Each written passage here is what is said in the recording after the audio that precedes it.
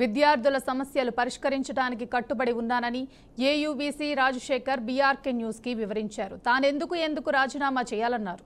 తాను వీసీగా వచ్చి 6 నెలలే అవుతుందని ఆయన తెలిపారు. గతంలో ఏం జరిగిందో తాను ప్రస్తావించానన్నారు. రాజకీయాలు చేయాలని వాళ్ళు భావిస్తే అది తమ ఇష్టమన్నారు. శాంతియుత పరిష్కారానికి తాను సిద్ధంగా ఉన్నానని తెలియజేశారు.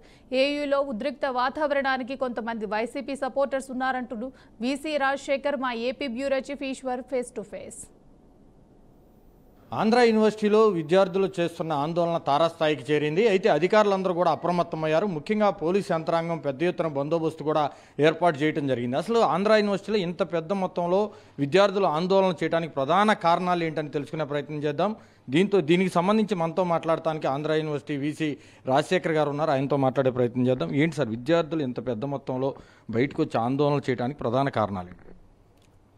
నేను ఉదయం ఒక విద్యార్థి ఇబ్బంది పడుతూ అంబులెన్స్లో కేజీహెచ్కి తరలిస్తూ ఆయన చనిపోవడం జరిగిందండి. అతనికి ఫిట్స్ ఉందని తెలిసింది. దాని ద్వారా ఊపిరాడక చనిపోయారని తెలిసింది.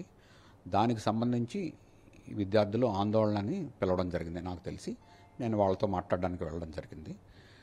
కానీ తల్లిదండ్రులు మాత్రం ఈ స్టూడెంట్ గ్రూప్స్తో మాకు సంబంధం లేదు, తప్పకుండా మేము మా అబ్బాయిని శాంతియుతంగా తీసుకుని వెళ్ళాలి, దానికి సహకరించడం మిమ్మల్ని అభ్యర్థించారు, మేము దానికి కట్టుబడి చేయడానికి ప్రొసీజర్ ఇనిషియేట్ చేస్తున్నప్పుడు విద్యార్థులు పెద్ద ఎత్తున ఆ ప్రొసీజర్ అవ్వకుండా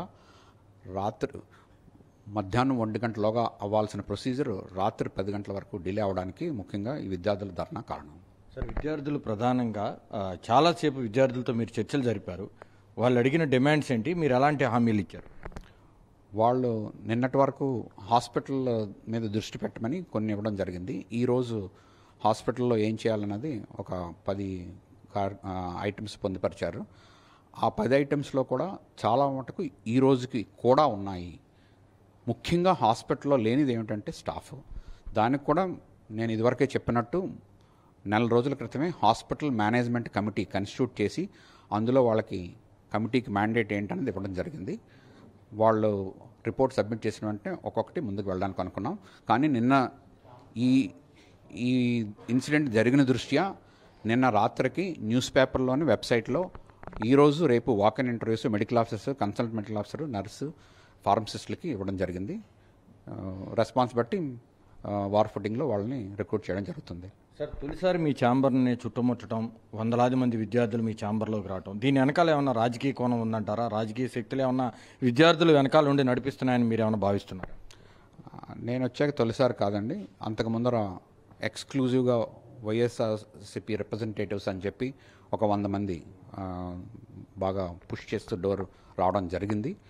వచ్చాక నేను వాళ్ళకి 2 మినిట్స్లో ఎక్స్ప్లెయిన్ చేసిన తర్వాత వాళ్ళు ఫోటో తీసుకుని వెళ్ళడం జరిగింది. ఇప్పుడు ఇది ఊహించినది, ఎందుకంటే నేను స్టూడెంట్స్తో అక్కడ మాట్లాడి అన్నీ చెప్పాక తర్వాత ఇది వచ్చింది. మరి ఎందుకు వచ్చిందని నాకు తెలియదు, దీని వెనక ఎవరున్నారో అవన్నీ నాకు తెలియదు.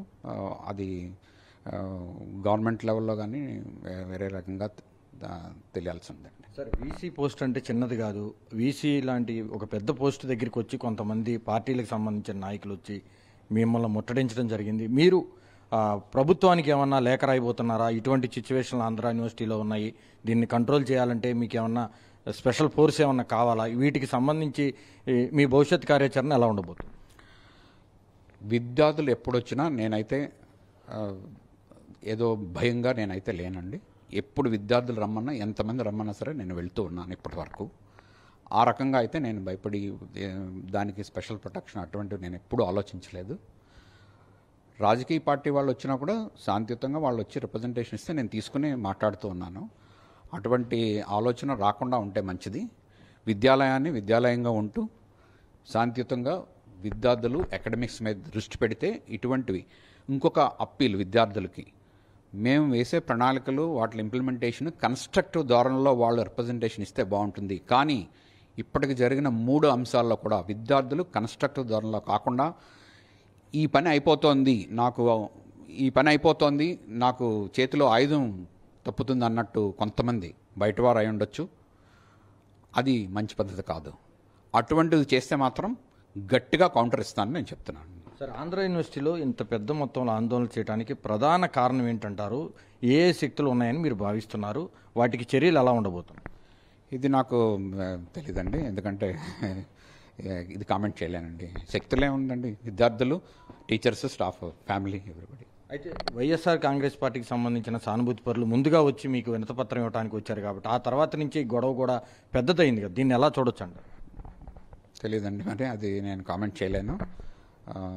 ఎందుకంటే ఒక విద్యాలయంలో అటువంటి వేగుల్ని పెట్టుకుని చేసే అలాంటి ప్రాక్టీస్ ఉండదు కాబట్టి అది నేను చెప్పలేనండి. అయితే గత 5 సంవత్సరాలు జగన్మోహన్ రెడ్డి పాలనలో ఆంధ్ర యూనివర్సిటీకి సంబంధించి పెద్ద ఎత్తున వైసీపీ సానుభూతి పరులు ఉన్నారు కాబట్టి వాళ్ళలో కొంతమంది వ్యక్తులు ముందుగా వీసీ ఛాంబర్ దగ్గరికి రావడం జరిగింది. అక్కడి నుంచి ఈ వివాదం మరింత పెరిగిందని కూడా వీసీ గారు చెప్తున్నారు. అయితే దీనికి సంబంధించినటువంటి పూర్తి స్థాయి రిపోర్టు పైన ఉన్నటువంటి ఉన్నతాధికారులకి, ప్రభుత్వానికి ఇవ్వడం జరుగుతుంది. విద్యార్థులందరూ కూడా ముందుగా చదువు మీద దృష్టి పెట్టాలి. ఆంధ్ర యూనివర్సిటీ మెడికల్ సెంటర్లో ఎంప్లాయీస్ కొంతమేర ఇబ్బందికర వాతావరణం ఉంది, అక్కడ కొరత ఉంది కాబట్టి మందులకు సంబంధించి ఎలాంటి ఇబ్బంది కూడా లేదు. కొన్ని సంఘటనలు జరిగినప్పుడు దాన్ని కొంతమంది వెనకాల ఉన్న వ్యక్తులు, కొన్ని రాజకీయ పార్టీలకు సంబంధించినటువంటి నాయకులు కూడా దీంట్లో ఉన్నారంటూ కూడా నేరుగా విద్యాశాఖ మంత్రిగా ఉన్నటువంటి నారా లోకేష్ ఈరోజు అసెంబ్లీలో కూడా మాట్లాడటం జరిగింది. ఇదే గనక నిజమైతే వాళ్ళ మీద కఠిన చర్యలు తీసుకుంటామని నారా లోకేష్ కూడా హెచ్చరికలు జారీ చేయడం జరిగింది. ఏది అయినప్పటికీ కూడా ఆంధ్ర యూనివర్సిటీలో ఏదైతే ఉధృతంగా మారినటువంటి విద్యార్థుల ఉద్యమం ప్రస్తుతానికైతే చల్లారిందనే చెప్పాలి. కెమెరా పర్సన్ సునీల్తో ఈశ్వర్, విశాఖపట్నం, బీఆర్కే న్యూస్.